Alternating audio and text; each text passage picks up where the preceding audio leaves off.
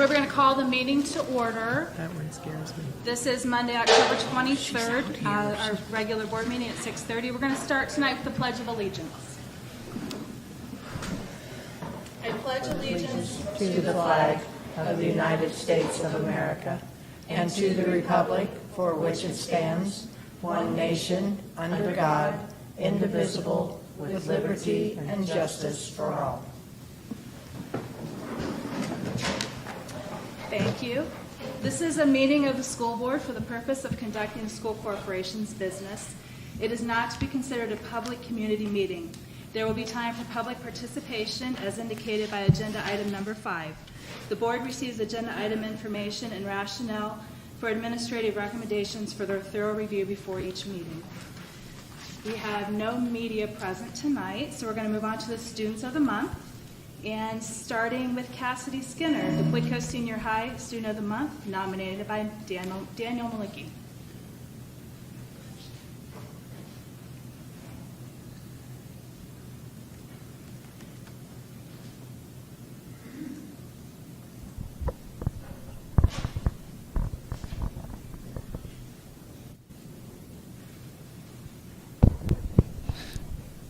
Good evening, everybody. Mr. Malicki isn't here tonight, so I am more than happy to talk about Cassidy Skinner. And I'm going to read exactly what Mr. Malicki wrote tonight. I have Cassidy Skinner in my intro to 2D art class for the first time this semester. Cassidy is generally pretty quiet in class. One might not even know she's in the room, although I wouldn't consider Cassidy a typical intro student. She leads by example, not by her words. She lets art do the talking for her. Her artistic abilities were evident from the first week of school. This student is very talented in art.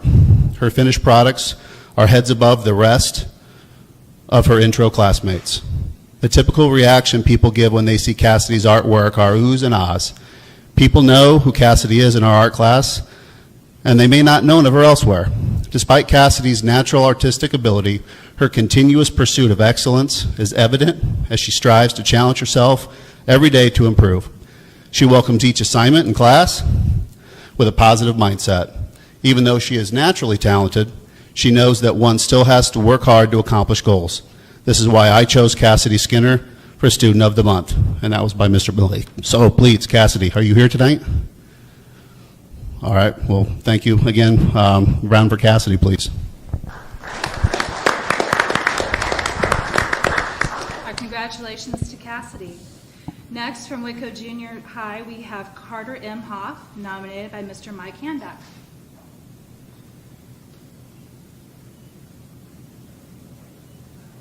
Mr.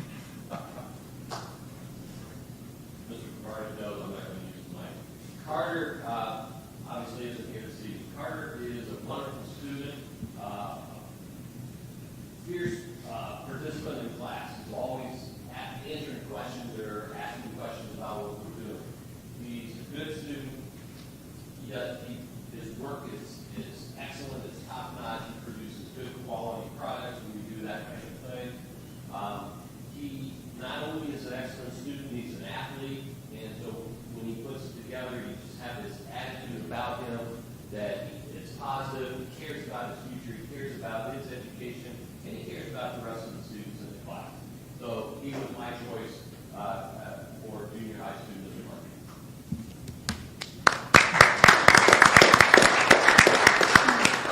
Our congratulations to Carter. From the Whitco Career Academy, nominated by Cassandra Penrod, we have Angelica Iziguer.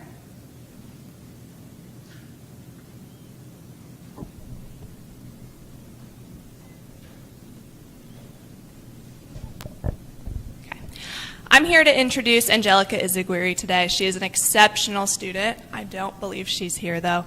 Angelica is someone who exemplifies the value of hard work, positivity, and engagement within the classroom.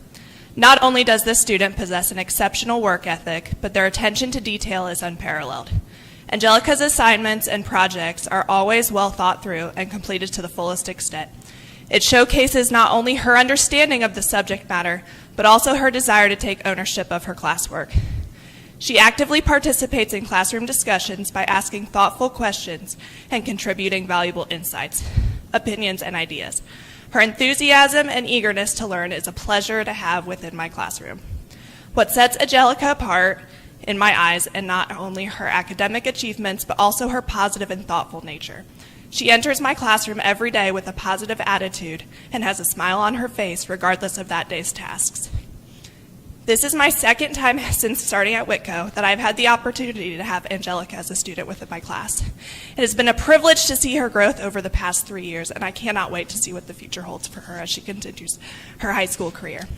In conclusion, with the great pleasure that I present to you, the Whitco Career Academy Student of the Month, Angelica Izagweri.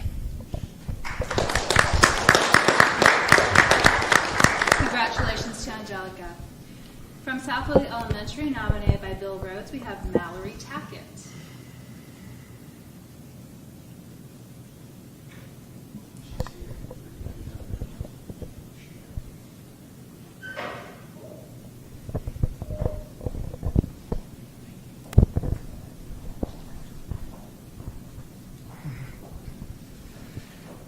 This is Mallory Tackett, and she is in my 6th grade classroom at South Whitley.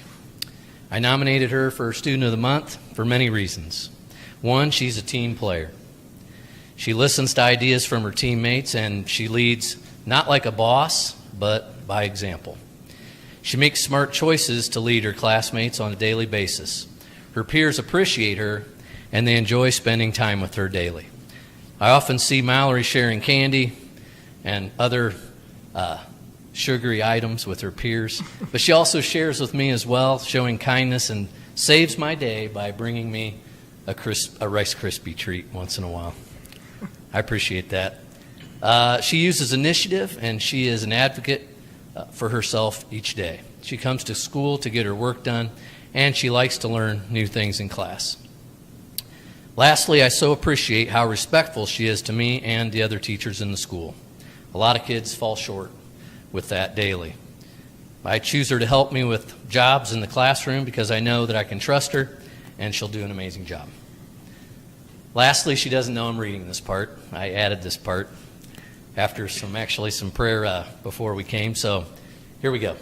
Don't worry, it's not embarrassing. Lastly, I'd like to share something that Mallory and I have in common that I have not told her about. I, too, struggled when I was in 4th grade when I was at North Webster Elementary. I didn't like school that much. I faked being sick sometimes so I could stay home. My little brother was starting kindergarten, and he was getting all of the attention from my parents and my siblings, and they were all trying to help him and weren't paying much attention to me. I was pretty shy back then, and so my parents made me get on the bus. I just did the best I could, even though I didn't feel very good about school. But then my 5th grade year came, and I had a reading teacher named Mr. Stewart. He was really funny, and he made school a lot of fun. I've never forgot about Mr. Stewart. He made me look at school a whole different way. So I made it my goal to be like Mr. Stewart, teach kids stuff, but develop relationships at the same time, and get to know them, and maybe even make them laugh a little bit. It's been my pleasure to be Mallory's teacher and see her grow, not just academically, but as a person. And now I get to be like old Mr. Stewart, and she gets to be like young Bill. She's now in my shoes. And Mallory, you do remind me a lot of me when I was a kid. I wish you the best in all that you choose to do in the future and in your life. And I want to thank her parents as well for all the communication the last couple of years between us. And they've always had kind words and spoken kindly to me, and I appreciate that. And I just want to congratulate Mallory Tackett. Good job, girl.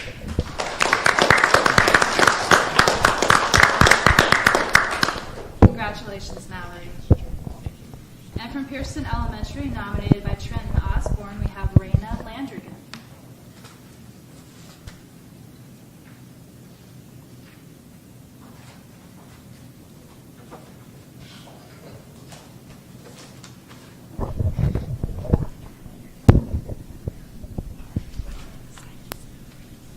All right, I have Miss Raina Landrigan, and what I wrote about Raina is that Raina Landrigan embodies what it means to be a Whitco Wildcat each day that she enters the classroom.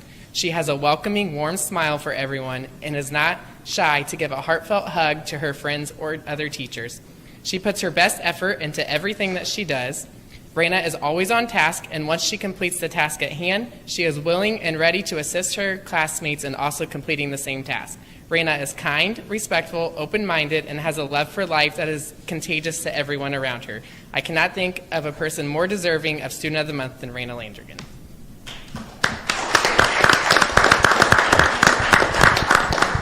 Congratulations, Raina. We're going to move on to headliners, and once we're done with headliners, if you're students of the month and you want to leave, you're welcome to do so. So for tonight's headliners, we want to acknowledge the Marching Pride, our Whitco Marching Pride, went to semi-state this past Saturday. Unfortunately, their run came to an end, but we are proud of the hard work and dedication they have put into this season and every season. Our FFA livestock team traveled to Pennsylvania. The team of Carly Schroef, Anna Sickafus, Cohen Shipper, and Lily Sickafus competed nationally at Keystone, Pennsylvania. Anna Sickafus placed 9th in sheep, 8th in swine, 2nd in raisins, and was the top 4th place individual overall.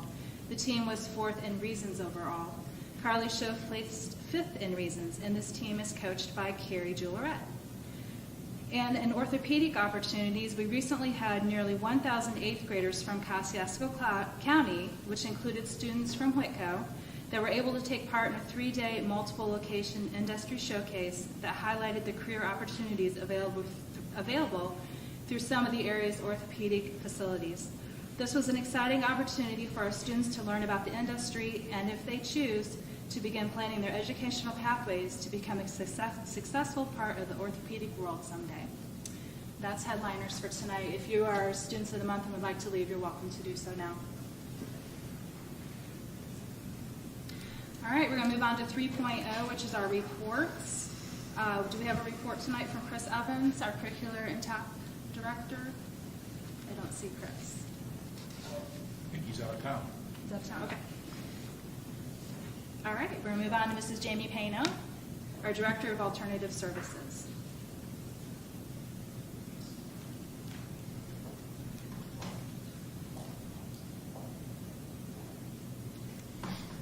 Hello. Hi. We had our FSSA state licensing inspection today. We also had our state fire marshal inspection today.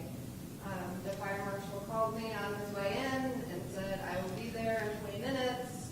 And I said, okay, FSSA is here as well. And so we made it happen. We passed the fire inspection with 0 citations at all. And then the FSSA came in and they were blown away with our renovation idea, with the current classrooms, and with the forward-focused mindset that Whitco has for early childhood education. We have a few small things that we were cited for, minor things that Rhonda and I will be able to fix this week, and we'll have our license next week. So Wow. Great. it's been a long journey that I'm ecstatic. It's awesome. With the Whitco homeschool pathway, we have 37 active enrollments. I foresee us having at least 100 by the end of the year. It's gaining a lot of traction, and it's something that a lot of families are finding to be very a great opportunity, because they can participate in the hybrid experience, which allows them to come into the Career Academy and take their CTE classes or participate in extracurricular activities.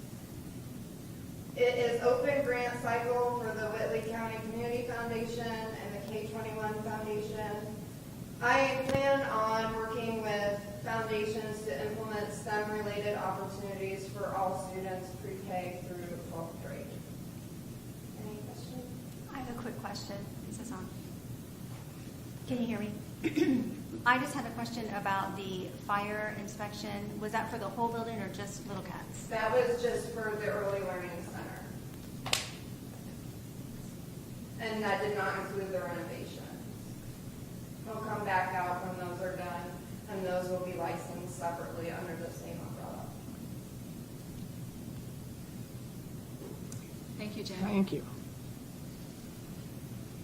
From from Pearson Elementary, we have Christy Hopper. Good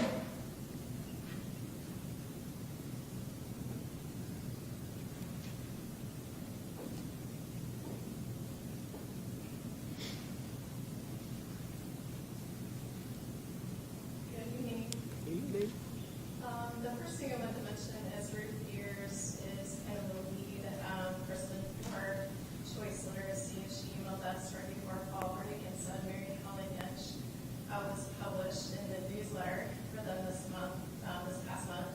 And they have a section called The Big Fresh. And so she wrote a really outstanding article on craft moves for characters and how that really leads to reader engagement. So we were pretty pumped about that. I thought that was pretty cool to have a published author in our building. I included the link if you want to read it there. It was really, really good. Lots of things going on with, like some people mentioned, fire code, school safety. We've been continuing to focus on just making sure that at least we have a good balance of, meeting the kids' needs, but also not getting fined. So, so we're working with teachers to kind of slowly transition into that. Also looking at our Alice lockdown drills, getting more training for our new staff. That's been part of that. Lots of revising of handbooks, and so I've been working with Justin and the other buildings to do that, and making sure that we're off the system with our language there.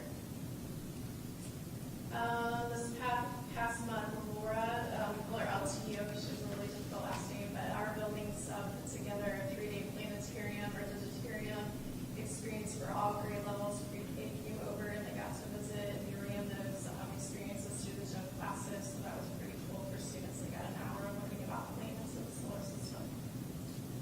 Student council is doing quite a bit with fundraising, trying to build up. I think they had maybe about $150 in their account, so they're doing some things with fundraising, community service with Milk Jugs and Hollywood, and they're making a bench for South Lowry. And I told Joel that'll be nice to get him a bench since we have too many out front of our building. What else do we have? We have parent-teacher conferences coming up, so we have one this Thursday night, and then also next Thursday, the first Thursday of November. So that's going on. Upcoming clusters. We're doing a lot with equitable conferencing and early data, so trying to make sure that we're understanding the needs of all our students and how to group students for the best interventions and instruction that we can provide through that reading program. Checking for reading accuracy, level accuracy, so we're really cross-referencing, having teachers pair up and kind of double check how we're screening kids, so that's pretty cool. Also part of our American Reading Program virtual coaching visits that we're experiencing. We're working on formative assessment practices, working on student power goals, and kind of tracking whether or not students are meeting those and understanding what those are. For ILT, we're doing learning walks, so we've come up with a preliminary schedule for K-1, so we'll be doing that really soon and focusing on some of our reading program components for our literacy class. Home Connect Home Connect is also something that we're trying to push out, basically information to parents about how they can work with their children in reading. So, making sure that we celebrate their strengths, but also the areas that they're weak in, how parents can support the tools that are available to them at home. The big thing for PTO is still our Fall Fest, and that's coming up pretty quick. So that's Saturday, November 4th. From 3 to 6 p.m. So we've kind of added some more activities to that since last maybe I spoke about it. We have vendors with baked goods. We have pony rides, hay rides. So there'll be a lot going on in games, lots of games in the building. So I'm sure I will be experiencing lots of different things going on that Saturday. Robotics. So Ryan Ousley is one of our 6th grade teachers this year. He's new to Pearson, and he has experience with Vex Robotics, and he's meticulously put together some things for that club. And it's been a little slow because he wanted to have it just right, but he's going to start practices here in the next week or so on Fridays. So he's including, I believe, grades 4 through 6 for that. And looking into competitions as well, which I think is pretty cool. He's been communicating with the high school and trying to figure out how to coordinate some competitions. We have PES awards coming up on November 8th, which include Honor Roll, High Honor, Pride of Pearson, and Great Growth Awards. And then we already did Student of the Month. Back to the reading program in IRLA, some highlights. I want to say that especially our reading levels, meaning like students who are on grade level or above, so they're meeting their reading target in 4th, 5th, and 6th grade, is fastly approaching 50%, which I think is really great. I think that's a positive. We still have some work to do in the lower grades, but it's trending up, so that's really good. And also, right now, about a third of our kids are highly engaged in reading, so we're practicing ways to make sure that we're mentoring them and really teaching the love of reading so that reading engagement level when we screen them through the reading program will also increase. So I think that's all I have. Thank you. From South Whitley Elementary, we have Mr. Joel Halsapple.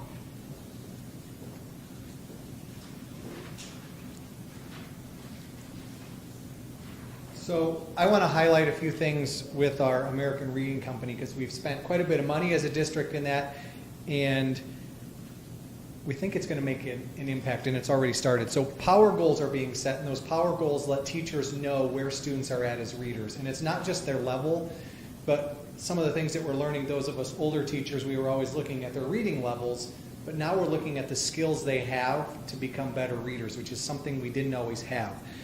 So the power goals at South Whitley, and I believe at Pearson also, we want all of our staff to have power goals set for students by October 30th so that they have those set. And these are formative assessments that we use. So iLearn for us is more of a summative. We get a grade, we get the score, and we can't always do anything with the data that we get. But the formative assessments we get with the power goals and the IRLAs let us then make a move with our students to improve their reading, which is very important. We can react to that and we can make lessons. We're working on small group lesson plans, and we learned today that 4 is best for our students. You know, we used to, 6 was what we'd try and do. We know one-on-one's the best, but that's really hard to do with, you know, the number of kids that we have. We're assessing those skills roughly every 2 weeks. So we want kids to be fluid. We want them to be moving. Once they master a skill, then we move on to something else so that we're always working at that progression of being a better reader. It's really neat that our special education teachers and our Title I teachers are able to use those power goals or those skills that our students need. They can use those, come in, give support, and then again, we can, all of those, the title teachers, special ed teachers, and the general education classroom teachers can all assess that and help our students to move. So it's not held in just one location like the teachers having it.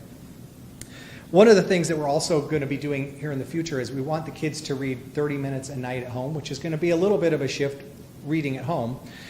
So we're starting that. We have conferences, like Christy said, coming up this Thursday and then the following Thursday. And for us, we have the South Whitley Elementary Library, or not the South Whitley Elementary Library, but the South Whitley Public Library. We'll be at South Whitley to try and sign people up for library cards, to let them know what's available, just to know that that resource is available to the community. Some celebrations. So from staff, celebrations with the American Reading Company or ARC. Deeper understanding of students as readers, able to hone in on the students and know where to work with them, able to focus on the skills students need to read, and aligns with the science of reading, and we're learning its best practice. Some of the things that we're seeing from students, we had students who were hesitant readers or resistant because their books looked different. So if they weren't able to read as high a book, the book they were reading looked maybe younger than older. So we've got something that's called the ARC bookshelf, and kids are able to read with books that they look similar. So students don't have to know where other students are. And then some of the assessments that we have, the success, we have baselines so we know where students are as readers and we can keep pushing them on. Again, to inform our future instruction, which is so important. So, any questions for me? No, thank you. Sounds good. Thank you. From the Whitco Career Academy, we have Chris Benedict.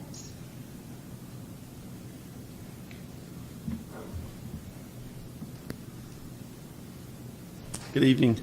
WCA is going to host the Don Wood Foundation Board of Directors on November 1st. A lot of the Wood Foundation has some new board members that weren't a part of the opening of WCA. Would like to come and tour the facility and learn more about our programming, obviously in precision machining, engineering, welding, manufacturing, and the business entrepreneurship side of it. So that'll be happening on November 1st. We're excited about that.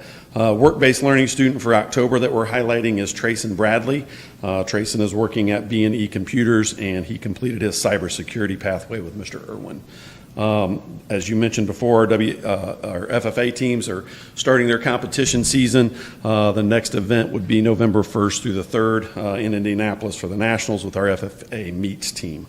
Our criminal justice students are working with local law enforcement to present ideas for community-oriented policing to build positive relationships. I was able to go in class and listen to their presentations that they're going to present to local law enforcement, and hopes to hopefully get one of those proposals in each semester to be able to participate in a hands-on activity with them. It could look like Shop with Cops during the Christmas time, National Art Day, a talent show, an Italian food cook-off, volleyball tournament, ice cream social, and Halloween party, where our students would also work hand in hand with the Whitley County law enforcement officials to provide that opportunity for people to just kind of, again, build positive relationships.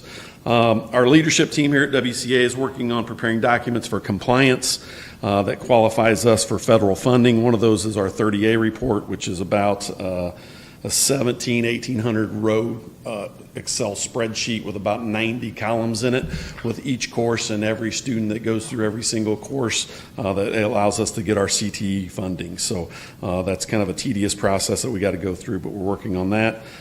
Phase 2 audit as a new career center. We have not been audited yet through the Perkins funding and all of the national and federal funding that we get. So that is a process that we're currently going through that will be done and complete on October 31st. And then our CLNA, I talked a little bit about that the last time. That is us meeting with local businesses to make sure that we're making our programming compliant with the job market and what the needs are going to be in our communities in the future. Our business department has been working extremely hard to create some Whitco apparel. They're taking orders up until this Friday. Contact Mrs. Lindsay, actually Friday, October 27th, contact Mrs. Lindsay with if you would like to place an order. I know they're on all of our on the website as well as on all of our social media outlets as well. So you can find those at any of those places to order some Whitco apparel. Any other questions? I do have a question. Sure. I've had a couple folks contact me just questioning why we don't start and end our day here at the Career Academy. Could you maybe clarify why that was? Well, as I think one of the only administrators that was here during the whole 4-year process of that happening, the planning of that happened obviously the year prior. I think the number one reason obviously is a logistical nightmare in terms of trying to get students on bus 218 in the morning, which one of you are coming to the academy, which one of you have classes at the high school. So all of our buses and transportation from that standpoint go to the junior senior high school first. Every kid has a first period class at the junior senior high school. It allows us to get attendance, to get everybody on board with attendance right off the bat in the morning. Very fortunate for our board, previous board and this board, previous superintendent and our superintendent, to understand the amount of opportunities this gives our students to have that transportation team with 4 shuttle buses to come out and bring students in the morning, transport them back for lunch, and then another group coming back out in the afternoon, transport them back to where, again, every bus in the corporation then that's leaving from the junior senior high school has their routes that they're going off. So it would be very difficult in a transportation scenario to have, obviously we cover 2 counties, to make sure that everybody on bus 218 was going to go to the Career Academy in the morning first. So that's why we do that. And we have the 8-period day for a reason. Again, we have the 4 core courses: math, social studies, English, science. We have 3 courses that they get out here at the academy. And then obviously if you're a band or choir student, that gives you that 8th period day. 40 minutes of class, It enables us when they're out here to maximize their time when they're out here, to get them a number of credits when they're out here. Most of them take 3 courses. Some of them take 4 with our freshmen in order to get on the Red Day, Blue Day schedule. They get 4 classes. They kind of front load that schedule. Serves a number of purposes. Number one, it serves the purpose of Box 2 requirement for graduation. Every student gets that box checked their freshman year because it's all project-based learning out here. So that gets taken care of right off the bat. Box 3 for graduation requirements is if you don't have a qualifying score on an SAT, an ACT, or an ASVAB test, that you have to have 6 credited hours in a certain specific CTE pathway. And that enables our kids in order to get that process. Again, I think it all stems back to, honestly, the logistical nightmare of trying to get that all taken care of. So one of the buildings has to start a little earlier. The other building starts a little bit later to make that transportation possible. And again, I think I would want to just make sure that people understand the uniqueness of our building, the uniqueness and open-mindedness of our board and our administration and our superintendent to provide the number of opportunities our students get by the advent of this Career Academy being open. In tradition, we would have maybe 12 to 15 kids that went to Warsaw Career Center for those particular classes. We get every 7th grader, we get every 8th grader, we get every freshman. And last year we had 34 sophomore juniors that did not come out. And then our seniors are obviously getting in a work-based learning situation or a capstone situation that's in their certain pathway, and they're out in in-field experiences to be able to make that happen. Over the 4 years, this is the first year we've had those capstone kids be able to get out. It's an unbelievable experience for them. But again, I think it all stems back to that transportation situation of just being able to, it's just a logistic nightmare. Somebody's got to start early, somebody's got to start a little bit later. And again, kudos and applaud the board from previous and the board here, the superintendent previous and the superintendent now, to provide the amount of opportunities we're providing for our students. I would like for people to kind of focus on the amount of positives that are coming out of this rather than maybe one of the negatives that come out of this. And again, in a perfect world, hopefully if this sat on the backside of the baseball field, kids walk across the parking lot to a thing and they're right back into the junior, senior high school. Just to maximize the opportunities that our kids get in both buildings. They need 5 classes at the junior, senior high school, 3 out here to maximize that, get the transportation taken care of, to get lunches provided, breakfast for all of those kids when they come in here. It's just a difficult situation to have them starting in both places at the same exact time. It would just be very difficult for our transportation department to figure that out over a 2-county situation. And that would require every single bus driver to make 2 drops in the morning. We have 1 drop in the morning, we have 1 pickup in the afternoon, and then we have the 4 shuttles. And again, thank you for allowing us to have that opportunity to happen, because it is a unique situation. There are so many people that come to visit our place to see what we're doing because we're outside of the box thinkers and we're making those things happen for our students. There are more people that come into this building to try to see what we're doing rather than not what we're doing, because they want to understand how they can provide those same opportunities for their students and their opportunities so they don't have to ship into a career center that's maybe a county away or 2 counties away. We don't have that situation. All of our kids get to participate in all of our classes in both situations. And again, if we don't have the board, we don't have the leadership from Mr. Bravarnik, we don't have the opportunity to do those kind of things. And I appreciate you for allowing us to have that opportunity to do that. Yes, sir. Mr. Benedict, there's another layer to that. I think it needs to be spoke to. I appreciate everything you said and I respect that. But we also have to take in consideration the size of Whitko. We don't have the luxury of having 4 econ teachers, 4 government teachers, 4 U.S. history teachers, 4 geography, math, and so forth. We have 1 in most cases, and a lucky 2. And there are a number of classes that run in the mornings that students, especially our juniors and seniors, to get their credits to graduate, have to be in those classrooms because they have other schedules that they have to be in the afternoon. So that's why you have to balance both ends of that spectrum when you got a smaller school with lesser staff and lesser sections of classes to offer because of that. So it's not just a case of moving Group A out here first thing in the morning, even if we had transportation. Right. With the size we are, it'd be virtually impossible for a student to get the courses in a day that they need to get in for graduation requirement. So, and then balance lunches into that. Master scheduling is a science. It's not something that's easy to do. I commend the work you guys have done with the master scheduling to see that our students get those opportunities with the size of staff that we have here at Whitco to work with. Correct. There are some situations, obviously, we bring the freshman group out in the morning, we bring the middle school group out in the afternoon to kind of just help alleviate some lunch situations, obviously. First-year students are primarily in the morning, second and third-year students are in the afternoon. Again, to speak to your point a little bit in terms of, when we offer AP classes, sometimes there's only one section of an AP class. We got to be strategic in where we're putting that class because we want to make sure that every student has the opportunity to do that. If we have situations to where student, I talk to the parents a lot when we talk about scheduling and trying to figure things out. I'm a big Bing Theory guy. I kind of watch that and I was like, if Sheldon walks in our building, we're going to try to make his schedule work the best we can. We can't say yes to everything, but we can try to be open-minded and try to figure out the best we can to make that schedule work for that particular student so they get everything that they need. Sometimes, again, your older siblings probably took health as a freshman.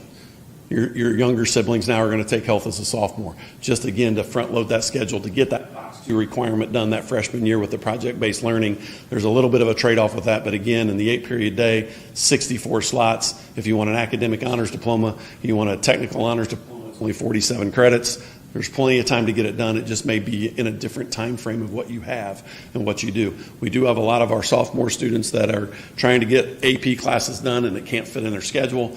They're able to come their junior year, they're able to come that senior year. So we try to provide that experience, and again, with the advent of the media center down there, being able to offer the Ivy Tech classes that we offer online. We can have a student taking a class in Bloomington. We can have a kid taking a class in Evansville. That's a synchronous class in our own media center, so they don't have to have that opportunity where they can't get that Indiana core. We have a tough time finding teachers with that communications side of it in order to get that part of that Indiana core taken care of. So we've mastered that with being able to offer that online. And if that student has a hole in his schedule, 6th period at this particular time, they may be taking that same class at Bloomington. Another kid may be taking it earlier in the day at Evansville, but they're doing it online in our situation to where they can get that dual credited offer to them. So we've been very flexible. We've been very thinking outside of the box to make it happen. And again, it doesn't happen without your support and Mr. Brvarnik's support. And our students have been outstanding. Our transportation department has been outstanding and able to we provide so many, when we have opportunities for our students to come out here with the shuttle buses that come, most of our field trips that we take from the academy are done within that 2 hours that are here. A lot of our welding situations, we're going to a lot of places that are right here. They don't have to miss class time. That's during their class time. And then they're right back, and they're back on that shuttle to go back and get their class 8th period or whatever the case may be. So very fortunate to have a board that's open-minded to allow that kind of stuff to happen for our students and the opportunities that they get. And again, I would just like to, again, reiterate, focus on the positive things that are coming out of this. I think that's the first and foremost thing that we need to rely on is the opportunities that we're able to provide our students because of this far outweighs maybe one or two of the negative situations that we have to kind of deal with. But we've made it work. We've absolutely made it work.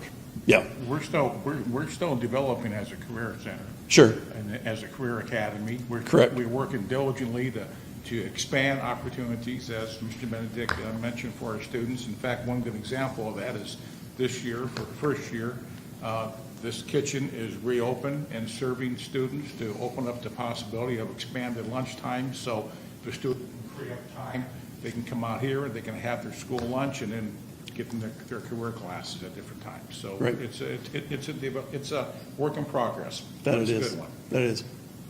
Thank you. Thank you. Yes. What would you have us tell people who may be upset that the teachers here don't have students at the beginning of the day and at the end of the day, so they get 2 preps and the rest of our teachers do not? Well, a lot of our teachers are doing their CTSO's time during that time, whether that's a student organization through their particular, whether that's engineering, whether that's soft skills, whether that's career safe, they're doing that prep work during that time. Our teachers, again, in that short amount of time that they're teaching out here, may be teaching 6 different classes, not English 10 3 times.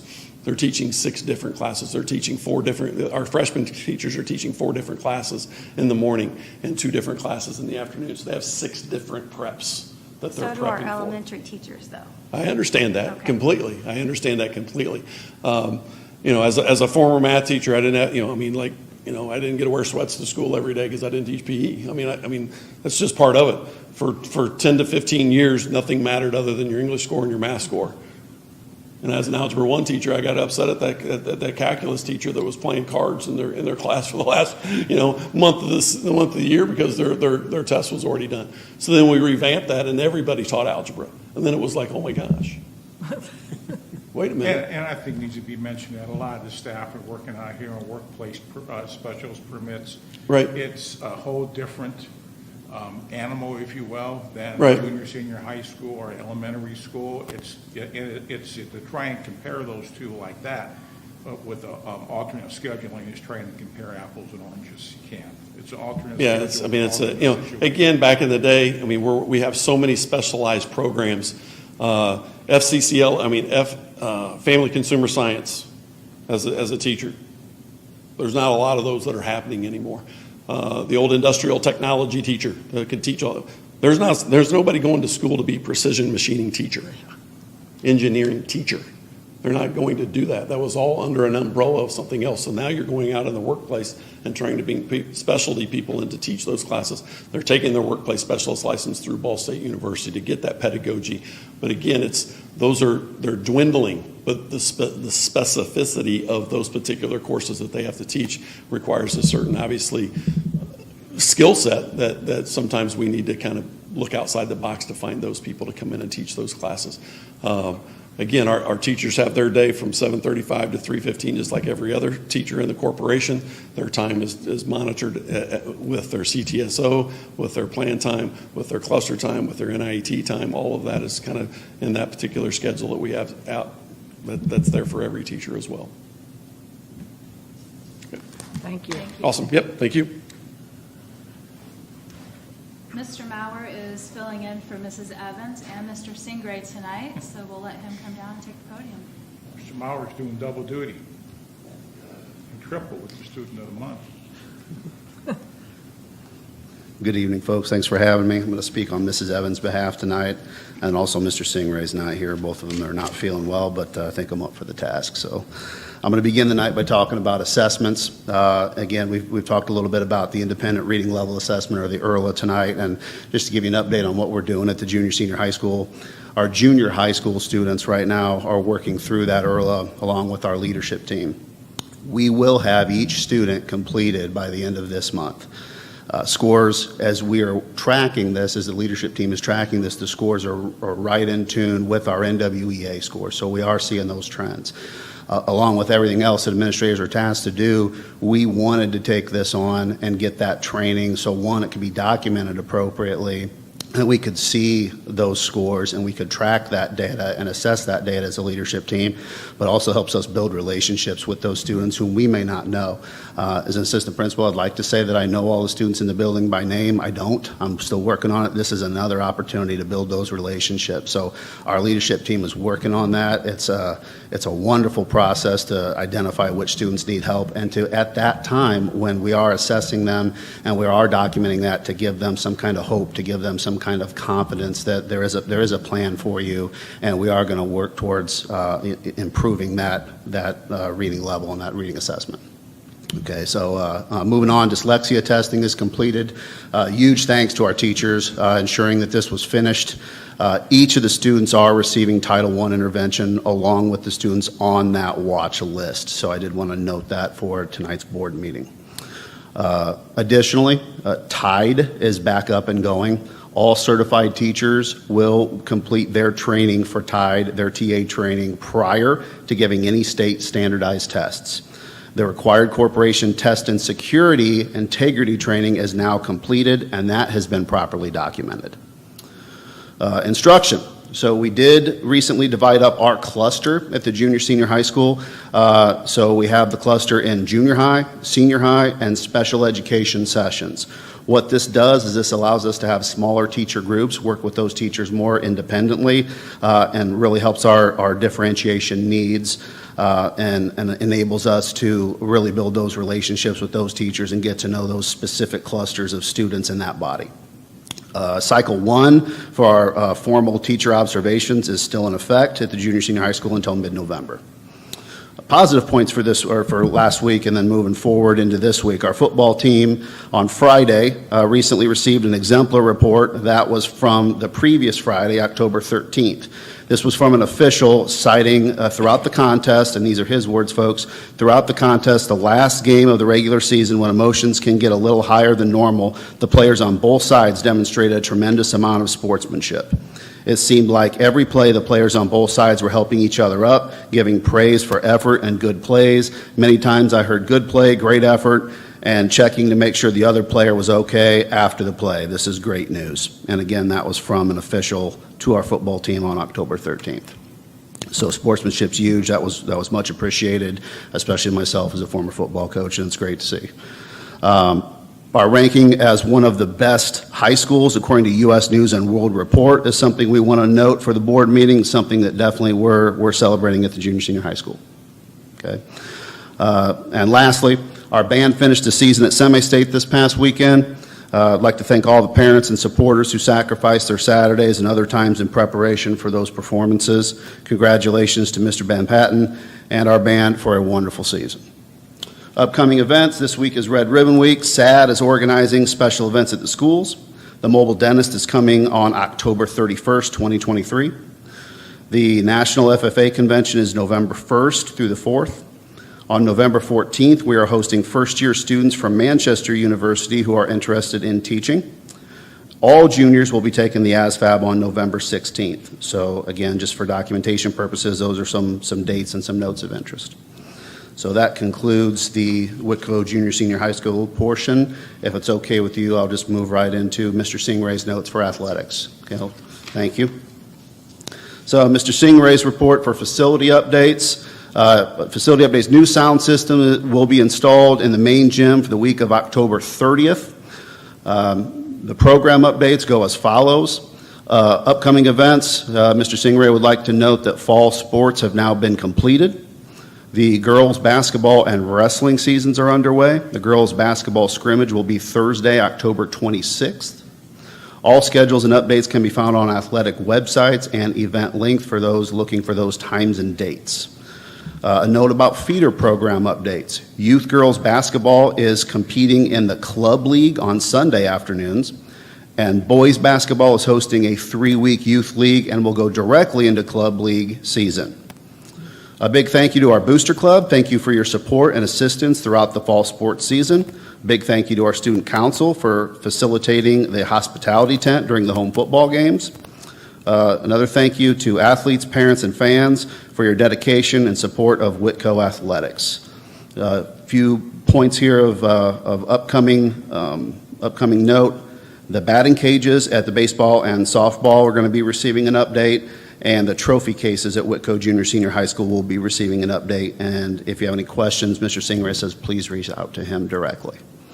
I think that concludes the notes for both of these. Appreciate your time tonight. Thank you. All right. Our Director of Operations, Rhonda Snavely.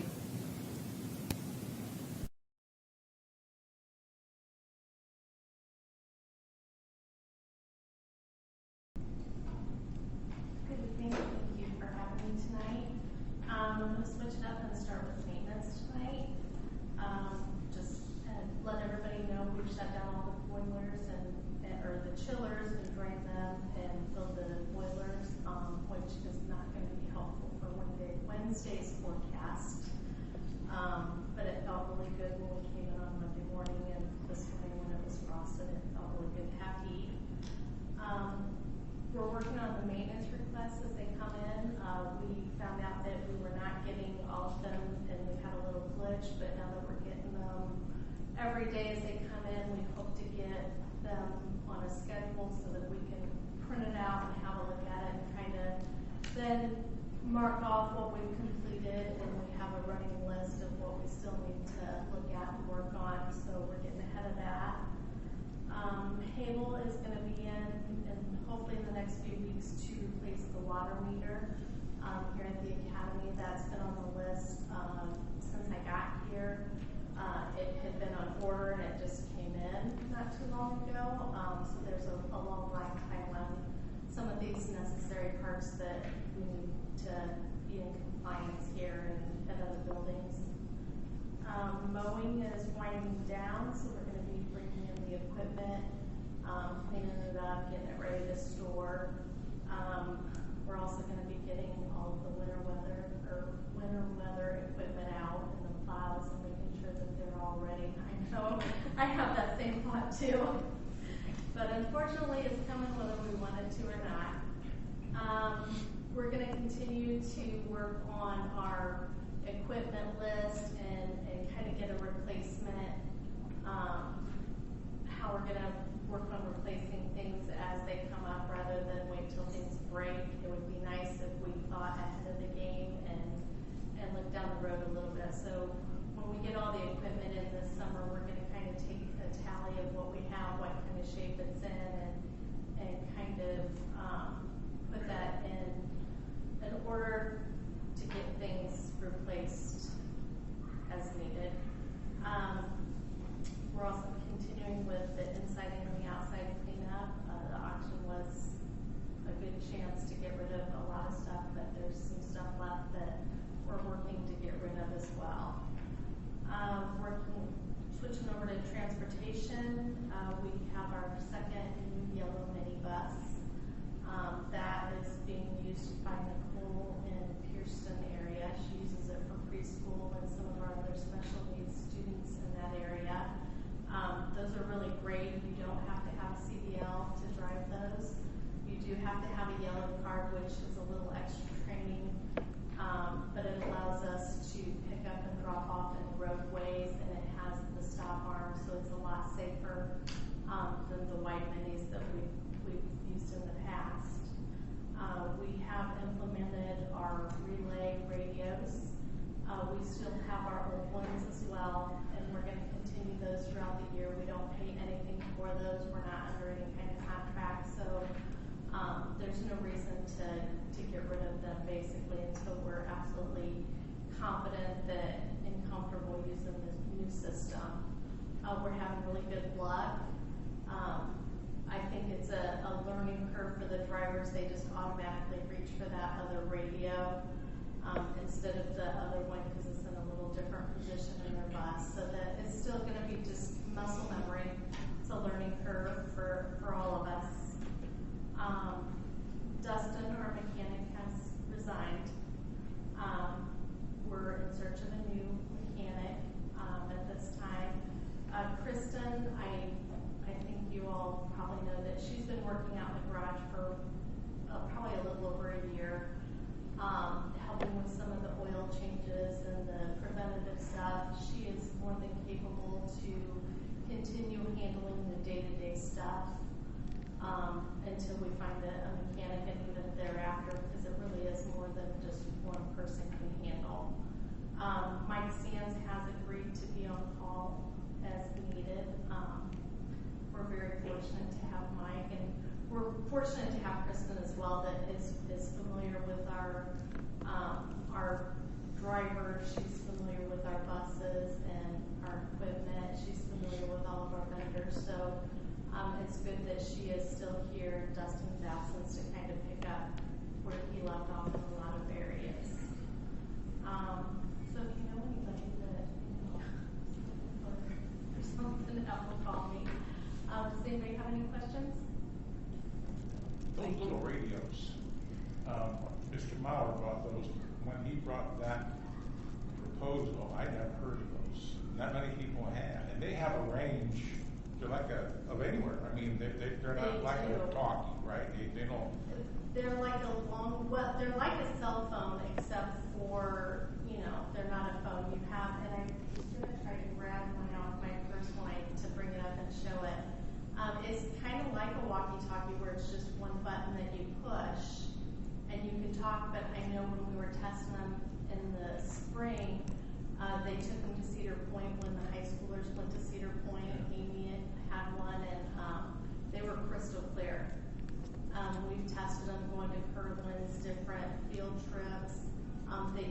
They work off of all of the cell towers, so there might be a dead spot here and there, but there's not very many, and they work really nice. and I say little because they're just about that big around. But the point I wanted to make was I'd not heard of those, and now in all the superintendent publications, and the emails and everything, they're advertised everywhere as the upcoming adoption that schools are making to replace walkie-talkies. So again, kudos to you guys for being proactive and ahead of the game on that one. Yes, that's the size of them. They're easy to just clip right to your jacket or your belt or whatever. But people have seen us use them in different places, and we've had a lot of questions from different fire departments and other departments that use radios, the two-way radios, and how do they work, and they've asked a lot of questions. So hopefully we might get a kickback off of them, but so far they're doing very well for us, and we're really happy with them. Very good, thank you. Thank you, Rhonda. And Carrie Walmer, our Director of Special Services.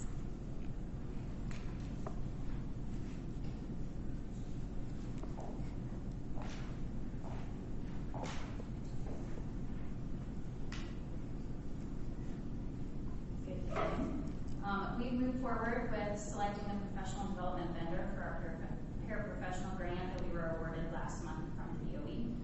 Stipends will also be included as part of the grant for those that participate.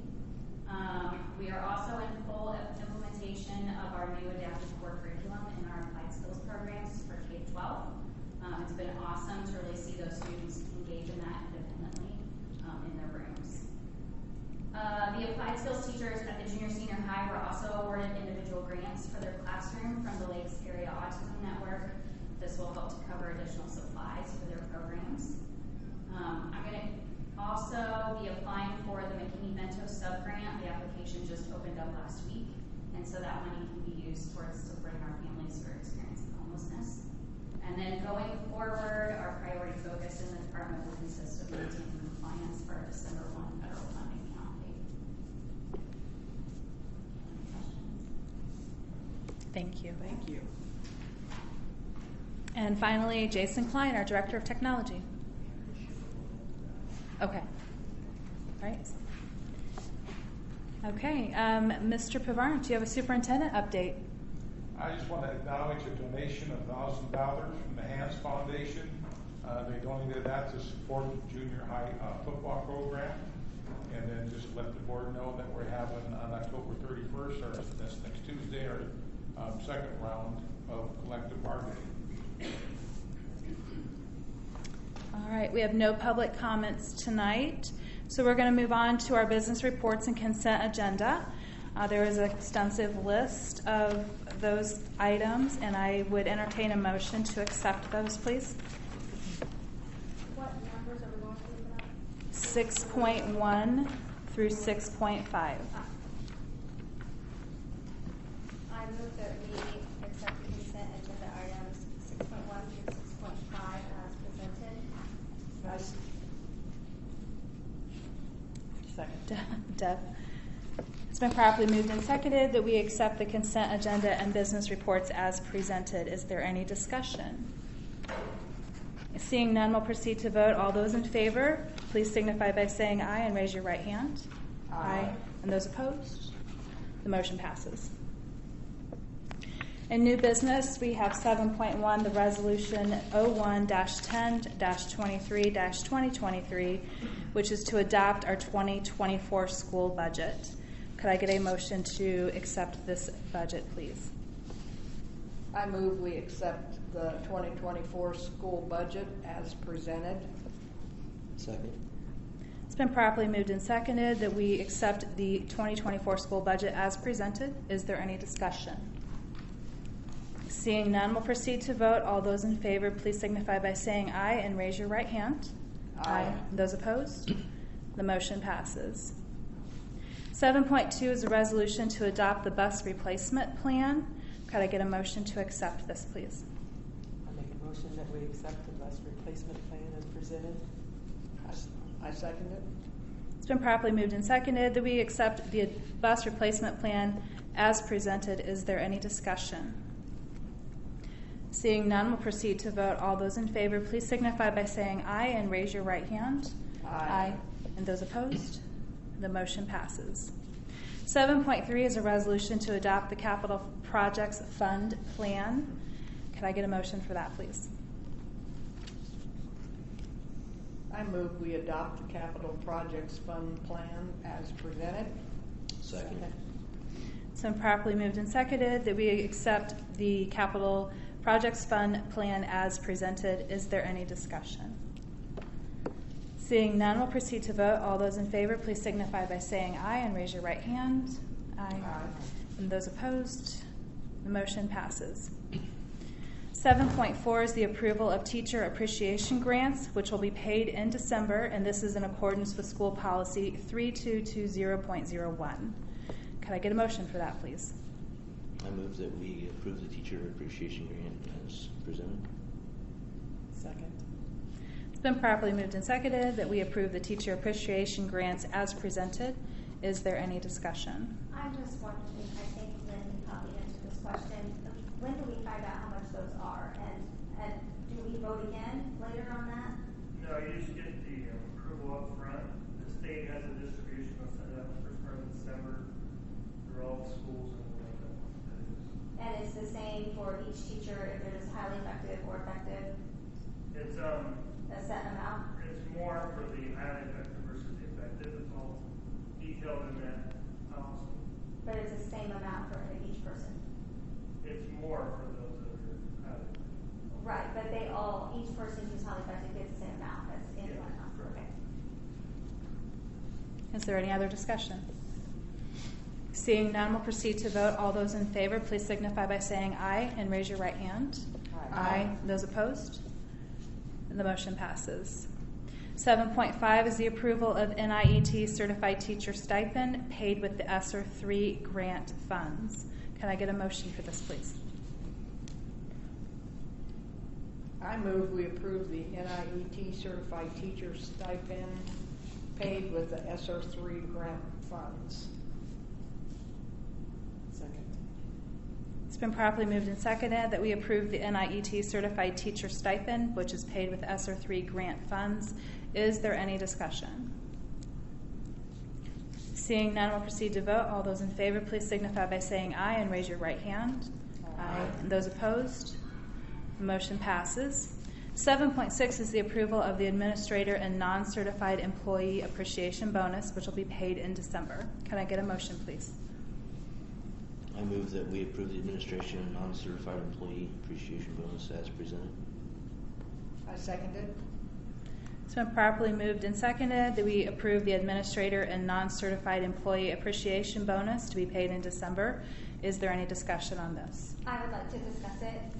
I want to just discuss the process for this one because my evaluation was thrown out for the superintendent, so I don't know if everyone was aware of that or not.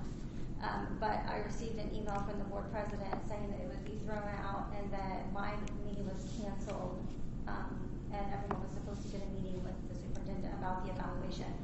So I contacted Lisa Tansel at the Indiana School Board Association to see if that is correct or not. And I'll just read to you what she wrote so that everyone's on this has the same information. She wrote, as to the process for evaluating the superintendent, there is nothing in statute that specifies how the superintendent should be evaluated.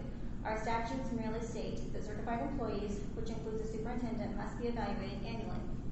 Thus, the school board has the authority to determine the process for evaluating the superintendent. The documents you shared, I emailed or forwarded an email that I received from the president. I also forwarded a copy of the evaluation so she could see exactly what I was referring to. So that's what she's referring to.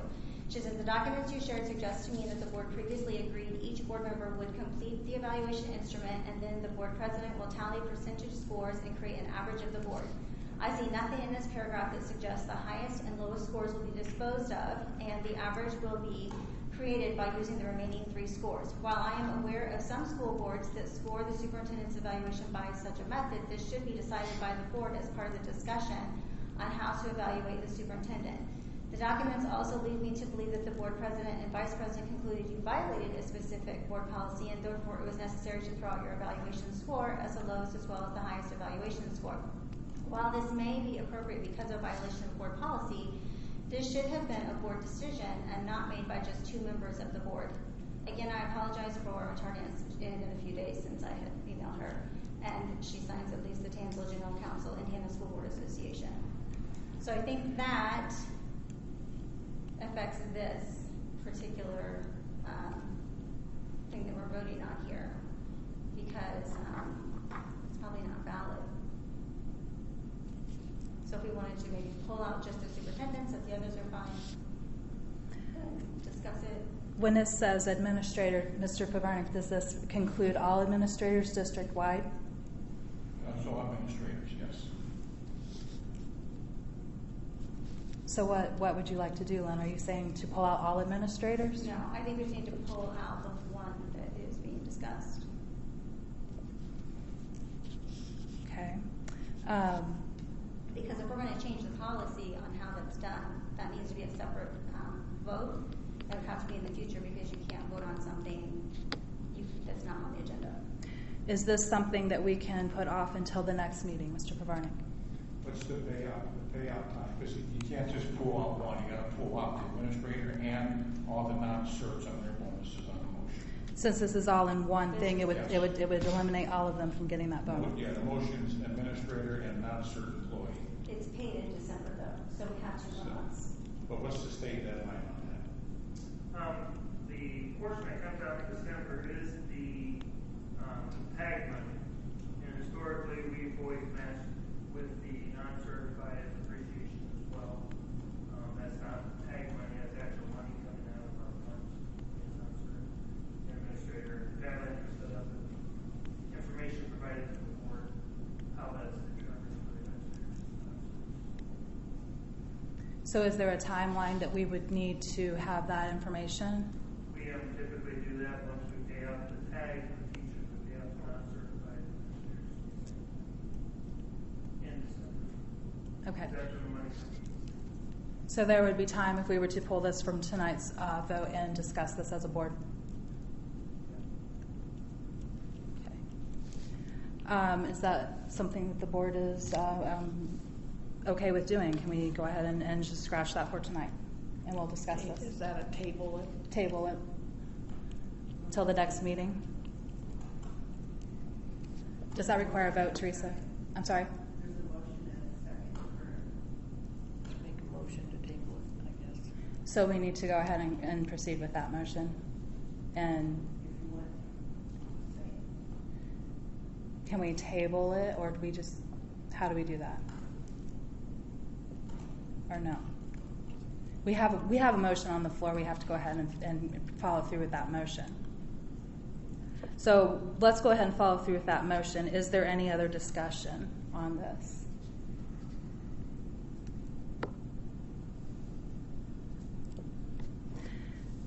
So we have the approval of the administrator and non-certified employee appreciation bonus, which we paid in December. We're going to go ahead and take a vote on this. Since it is on the floor, we technically have to follow through with that. Can I get we have the motion, so we're going to go ahead and vote.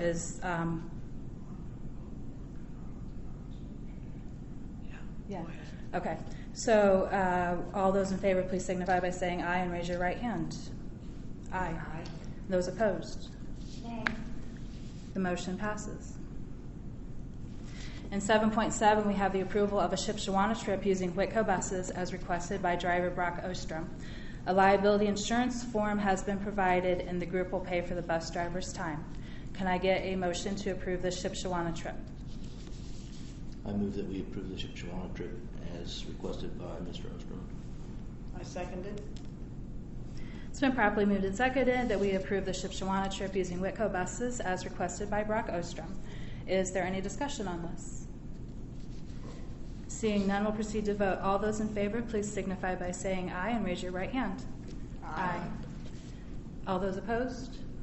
The motion passes. 7.8 is a resolution to transfer amounts on a reoccurring basis from the Education Fund to the Operation Fund. Could I get a motion for that, please? I move that we transfer amounts on a recurring basis from the Education Fund to the Operation Fund. Second. It's been properly moved and seconded that we transfer amounts on a reoccurring basis from the education fund to the operation fund. Is there any discussion? Yes, I'm just wondering why, what these recurring, I mean, it's a lot of money, it's like over, how much is it exactly? It was 1.1 million, is that right? It started back in 2019 when the state set up a separate education and operations fund. And the operations fund, with the expenses we have out of it outside the classroom, has been going down over the year. 2 years ago, it was 1.2 million.